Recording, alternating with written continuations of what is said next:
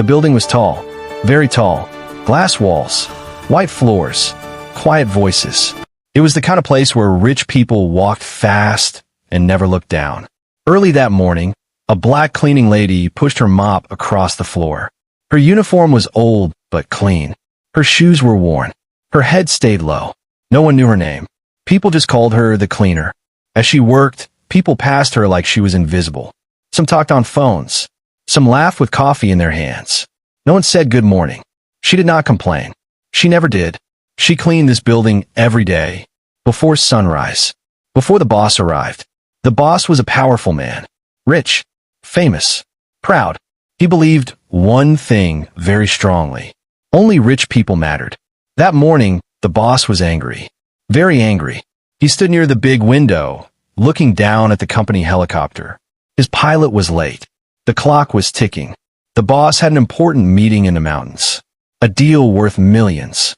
If he missed it, heads would roll. He turned around and shouted, "Where's my pilot?" No one answered. The room felt tight. Fear sat in the air. Assistants looked down. Managers stepped back. The cleaning lady kept mopping. The boss wiped his forehead and laughed in anger. "This is a joke," he said. "A bad joke." He looked around the room, full of people in suits. Then he said something strange, something that sounded like a joke. "If anyone here can fly that helicopter," he paused, smiling, "I will marry her." The room exploded with laughter. People laughed loud. People clapped. Phones came out. Everyone thought it was funny. Who would believe a random worker could fly a helicopter? The boss laughed too. He felt powerful. Behind them, the cleaning lady stopped mopping. The mop water slowly stopped moving. She lifted her head. Her eyes were calm, strong, focused. She looked toward the window, toward the helicopter. Then, in a soft but clear voice, she spoke. "Sir," she said, "I can fly it." The laughter stopped. 1 second, 2 seconds. Then the room burst into louder laughter. The boss turned slowly. He looked at her uniform, her dark skin, her mop. He laughed hard. "You," he said, "you clean floors." People laughed again. Someone whispered, "She must be crazy." The cleaning lady did not move. She did not smile. She stood straight. The boss walked closer, still laughing. "All right," he said loudly.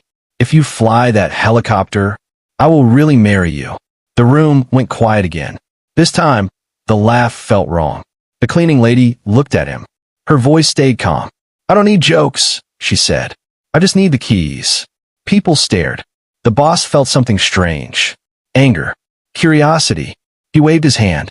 "Fine," he said. "Let the cleaner try." Security looked confused. Assistants whispered.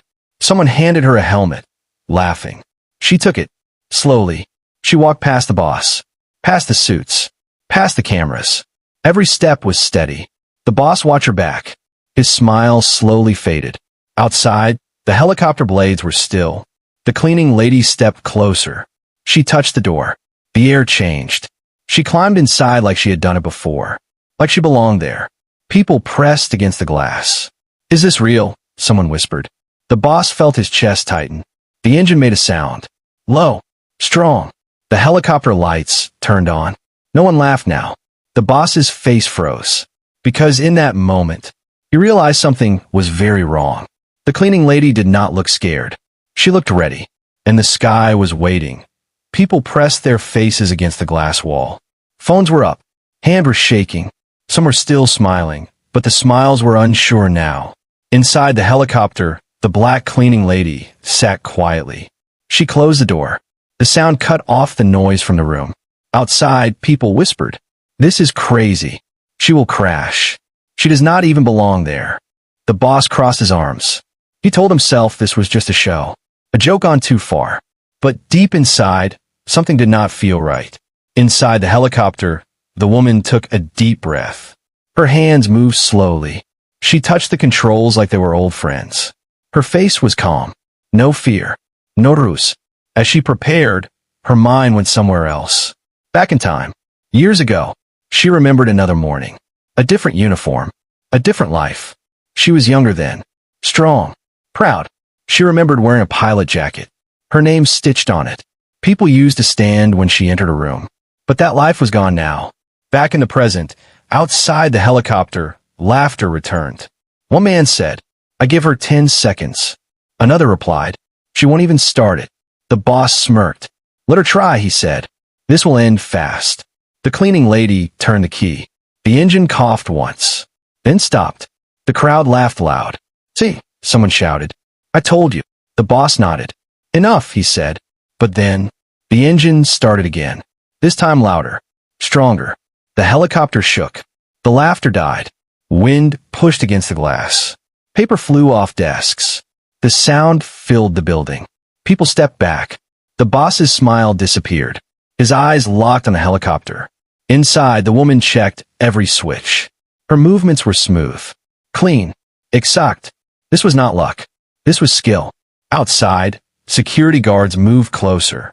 One guard whispered, "She knows what she's doing." The boss felt a strange heat in his chest. "No," he said quietly. "That's not possible." The helicopter blades began to spin.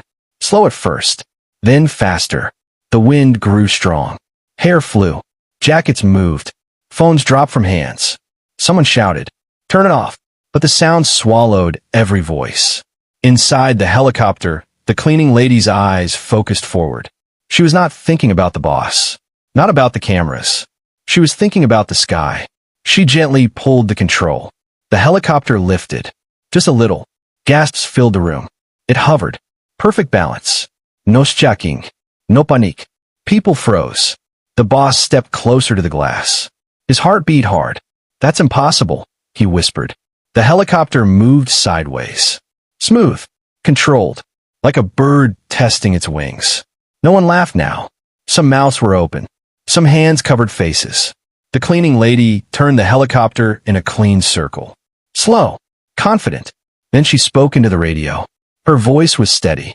"Clear the area," she said. "I'm taking off." The boss's blood ran cold. That was not a guess. That was a command. The helicopter rose higher.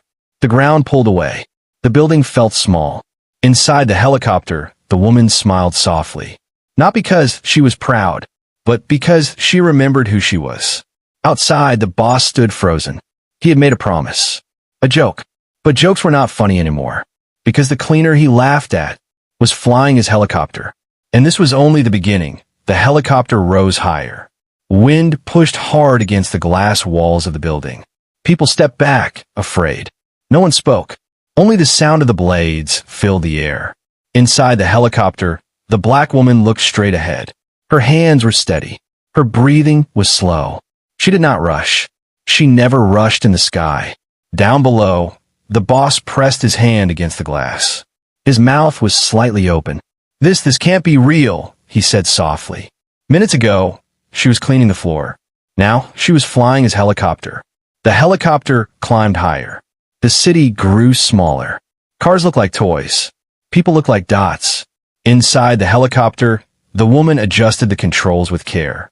She checked the wind. She checked the fuel. Everything was perfect. On the ground, panic began to rise. "What if she crashes?" someone shouted. "Call the police," another yelled. But no one moved. Everyone was watching. The helicopter suddenly tilted. A sharp turn. Gasps filled the room. Someone screamed. The boss's heart jumped. "Stop her," he shouted. But it was too late. The helicopter dipped, then straightened. Smooth. Clean. The turn was perfect, like it was planned. The woman guided the helicopter higher into the open sky. Clouds wrapped around her. Sunlight hit the glass. Inside, she smiled slightly. She remembered flying through storms worse than this. She remembered missions where one mistake meant death. This was easy. Down below, the boss felt something he had never felt before. Fear. Not fear of crashing. Fear of being wrong. The helicopter moved fast now. It circled the building once. Slow enough for everyone to see. Fast enough to steal their breath. People ran outside. Phones pointed up. Cars stopped. Traffic froze. All eyes followed the helicopter. "She's really flying?" someone whispered. "No, she's a professional," another said. The boss stepped outside. The wind pushed against his suit. His hair was a mess. He did not care. He looked up. The helicopter hovered above him. Still, balanced, like it was hanging in the air. The woman spoke again through the radio. Her voice was calm. "Wind is stable," she said. Visibility is clear. The boss's knees felt weak. That voice. It was trained. Strong. That was not the voice of a cleaner. That was the voice of a pilot. She climbed higher, then higher still, until the helicopter looked like a dark shape against the blue sky. People shaded their eyes. Someone whispered, "She's testing him." Inside the helicopter, the woman made a decision. She would show them everything. She pushed forward. The helicopter surged ahead. Fast. Too fast. People screamed. The boss shouted her name, but the sound disappeared into the wind. The helicopter climbed sharply, straight up.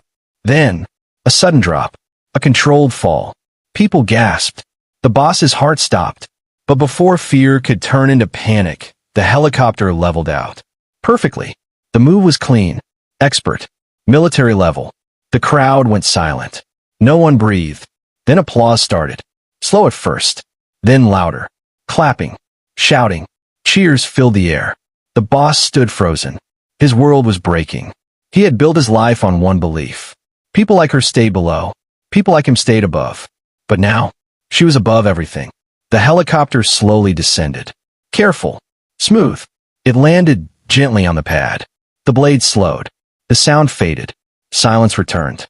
The door opened. The woman stepped out. Wind moved her hair. Her face was calm. No pride, no anger, just truth. People stared. No one laughed now. The boss walked forward slowly. Each step felt heavy. He stopped in front of her. He looked at her hands. Strong hands. Pile of hands. Who are you? He asked. The woman looked at him. Her eyes were deep, steady, and full of the past no one had seen. That, she said softly, is a long story. And for the first time in his life, the boss listened. The air felt different now. No one laughed. No one moved. People who once held phones now lowered them slowly. The black woman stood near the helicopter. The wind touched her face. Her eyes were calm, but heavy. The boss stood in front of her. Just minutes ago, he had laughed at her. Now his voice felt small. Who are you? He asked again. She looked past him for a moment. She looked at the building, at the windows, at the floor she cleaned every day. Then she spoke. My name is Naomi, she said. The name moved through the crowd. Soft, strong. She took off the helmet and placed it gently on the seat. Her hands did not shake. I was not always a cleaner, she continued. People leaned closer. Some stepped forward. The boss swallowed hard. Years ago, Naomi said, I wore a different uniform. Her voice stayed steady, but her eyes changed. She remembered. She saw herself younger. Standing tall, wearing a pilot jacket. I flew helicopters for my country, she said. I trained for years, day and night. Gasps filled the air. The boss frowned. But, why are you here? He asked. Naomi took a slow breath. Because the sky can be taken away, she said, even from those who earn it. The crowd went silent. She turned slightly, facing everyone. I was one of the best, she said. I followed every rule. Her voice grew stronger. But I did not look like them. She did not say the word. Everyone understood. I spoke up when something was wrong, she continued. They did not like that. She looked down for the first time. They said I was difficult. They said I did not fit. The boss felt a cold weight in his chest. Naomi lifted her head again. One day, they grounded me, she said. No reason. No warning. She smiled sadly. Soon after, they replaced me. People shifted uncomfortably. I fought, Naomi said. I went to offices. I asked questions. Her voice lowered. No one listened. She lost her job, then her home, then her voice. She paused. The wind blew softly. I cleaned floors to survive, she said. I kept my head down, so people wiped their eyes. The boss clenched his fists. You could have told someone, he said. Naomi looked at him. And say what? She asked. That a black woman lost the sky? The words hit hard. The boss had no answer. Naomi looked at the helicopter again. I never stopped loving flight, she said.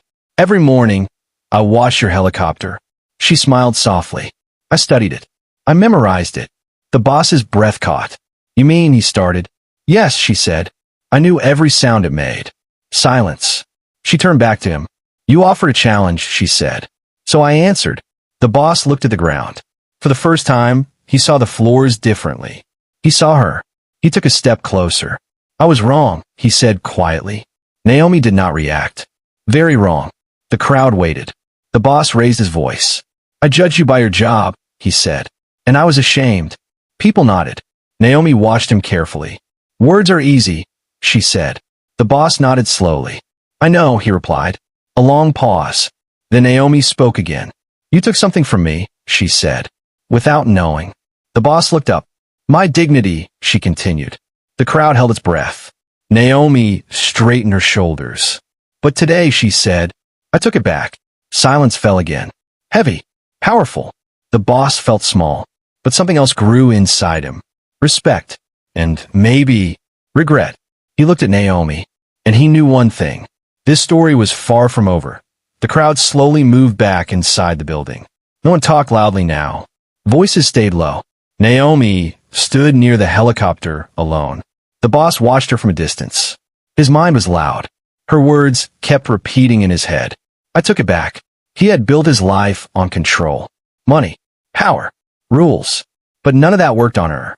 He took a deep breath and walked toward her. Every step felt heavy. Naomi, he said. She turned. Her face showed no fear. No anger. Just calm. I owe you more than words, the boss said. Naomi said nothing. He swallowed.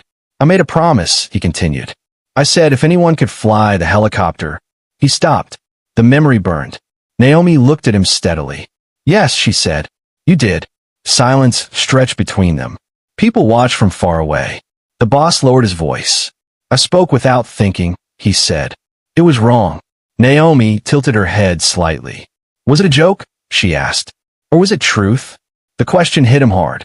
He had no easy answer. I thought you would fail, he admitted. I never imagined. He stopped again. Naomi finished his thought. You never imagined me, she said. The boss nodded slowly. You're right. He looked around. At the building. The people. The power. For years, he said, I believed success meant being above others. Naomi listened. But today, he continued, I stood below someone I laughed at. His voice broke slightly. I don't know what to do now. Naomi stepped closer. Not too close. Just enough. You start by listening, she said. He nodded. I want to make this right, he said. She studied his face. Then don't hide, she replied. The boss turned toward the crowd. His heart raced. He had never apologized publicly. He had never needed to. But now, he raised his voice. I disrespected this woman, he said. I judged her. People froze. I used my power to joke, he continued. And I was wrong. The room felt still. Naomi watched. This promise, the boss said. I will not turn it into another insult. He turned back to her. I won't marry you because of a challenge, he said. And I won't pretend this is a game. Naomi's eyes narrowed slightly. Good, she said. But he added, I want to know what you want. The question surprised everyone. Naomi looked at him carefully. I want respect, she said. Not pity. He nodded. I can offer you a pilot position, he said. With full authority. Murmurs filled the room. Naomi did not answer. I can offer justice, he continued. A voice. She crossed her arms. And the promise? She asked. The boss felt his chest tighten. I will not run from my words, he said. But I will not trap you with them. Naomi studied him. Long. Carefully. She remembered other men. Other promises. Empty ones. You want forgiveness, she said. Yes, he replied. She shook her head. No, she said. You want peace. The words cut deep. The boss closed his eyes briefly. You're right, he said. Naomi looked toward the helicopter again. You don't fix this with marriage, she said. You fix it with change. The boss nodded slowly. I am listening, he said. She turned back to him. Then here's my condition, Naomi said. The room leaned in. You treat every worker here with dignity, she said. From the top to the floor. The boss's throat tightened. And you stop using power as a joke, she continued. He nodded again. And the promise? He asked quietly. Naomi held his gaze. That promise, she said, belongs to the future. Silence followed. Heavy, uncertain, but full of truth. And the boss knew this was not the end. It was the test. The next morning, the building felt different. People walked slower. They looked around more. Whispers followed Naomi as she entered. Not cruel whispers. Curious ones. She wore the same cleaning uniform. Some thought she would change. She did not. Respect does not need new clothes. The boss stood in his office, looking down at the floors below. For the first time, he noticed how early the cleaners arrived. How quiet they were. How unseen. He turned from the window and made a decision. A real one. He called a meeting. Every worker was asked to come. Managers, assistants, guards, cleaners. The room filled fast. Naomi stood at the back. The boss stepped forward. His voice was clear. Yesterday, he said, I learned something I should have known. Silence fell. I judged a person by her job, he continued. And I was wrong. People shifted. I used power like a joke, he said. And I hurt someone. His eyes found Naomi. I hurt many people. Naomi stood still. The boss raised his voice. That ends today. He turned to the managers. Anyone who disrespects a worker here, he said, will answer to me. Murmurs spread. He continued. This company will be built on dignity. Some clapped. Some looked uncomfortable. The boss did not stop. He pointed to a man near the front. You, he said. The man froze. Yesterday, you laughed the loudest, the boss said. The man tried to speak. Leave, the boss said calmly. Security stepped forward. Gasps filled the room. The man walked out. No drama. Just consequences. Naomi watched quietly. The boss turned back to the crowd. Respect is not optional, he said. It is the rule. Applause grew louder. After the meeting, Naomi returned to her work. She cleaned slowly. Carefully. She did not rush. A manager approached her. I'm sorry, the man said softly. Others followed. Small words. Real words. Naomi nodded. She did not smile. Not yet. Later that day, the boss met her privately. He did not sit behind his desk. He stood. I kept my word, he said. Naomi met his eyes. You started, she replied. He nodded. I want you to lead the flight division, he said. Full authority. Naomi paused. She looked at her uniform. I will fly, she said. But I will also teach. The boss smiled slightly. I hoped you would say that. Days passed. Changes came fast. Pay was fair. Voices were heard. The building felt lighter. Naomi trained new pilots. Young, old, different backgrounds. She spoke clearly. You belong in the sky, she told them. No one can take that. The boss watched from a distance. He learned to listen, to wait, to ask. One evening, Naomi stood on the roof, looking at the city lights. The boss joined her. Quietly. I'm not here to ask, he said. She nodded. I know. They stood side by side. I used to think love came from power, he said. Naomi did not answer. Now I know it comes from respect, he continued. She turned to him. Respect comes first, she said. Always. He nodded. The city lights flickered. The helicopter rested nearby. Silent. Waiting. The boss looked at Naomi. Whatever happens next, he said. Thank you. She looked back at the sky. This is not about thanks, she said. It's about change. And in that moment, the boss understood something important. Love was not a reward. It was a choice. One that had to be earned. The city was quiet that evening. Lights shined softly across the buildings. From the rooftop, the world looked small. Naomi stood near the edge, looking at the sky. The helicopter rested behind her. Silent. At peace. She thought about the past weeks. How fast everything changed. One day, she was invisible. The next, she was seen. But being seen did not mean being free. Footsteps sounded behind her. The boss approached slowly. He did not rush. He had learned that lesson. I won't stay long, he said. Naomi nodded. They stood side by side. No power. No distance. Just two people. I made many mistakes, he said. She did not answer. I don't want to fix them with words, he continued. I want to fix them with time. Naomi looked at him. Time was honest. I meant what I said before, the boss said. About marriage. Naomi listened. But I also meant what I said after, he added. About respect. The wind moved gently. I don't need a promise, Naomi said. I need truth. He nodded. Then here's mine, he replied. I will walk beside you, not ahead. Naomi watched the city lights. She thought about the woman she used to be. The pilot. The cleaner. The survivor. She turned to him. Love is not a prize, she said. It is not won by challenges. He smiled softly. I know. Silence fell again. Naomi took a deep breath. When you made that promise, she said, you did not see me.